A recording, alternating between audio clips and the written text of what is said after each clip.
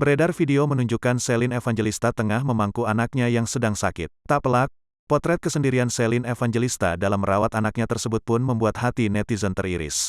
Sebagaimana diketahui, beberapa waktu lalu Celine Evangelista dan Stefan William mendadak berpisah. Celine Evangelista kini tinggal sendiri bersama anak-anaknya tanpa sosok suami. Video Celine Evangelista yang sedang memangku anaknya itu pun mendadak viral, hingga pertanyakan peran Stefan William. Pasalnya anak Celine Evangelista, Koa, rupanya sedang demam. Koa berulang kali memanggil ayahnya. Wajah Celine Evangelista kemudian jadi sorotan lantaran terlihat sangat sedih dan lelah. Sebagaimana diketahui, selain mengurus anak, Celine juga harus bekerja. Lantaran hal tersebut, banyak netizen yang mempertanyakan peran Stefan William sebagai ayah Koa. Pasalnya selama ini hanya Celine lah yang kerap menemani anak-anak. Netizen lantas menyindir Stefan William yang malah sibuk pacaran dengan Ria Andrews, kekasihnya.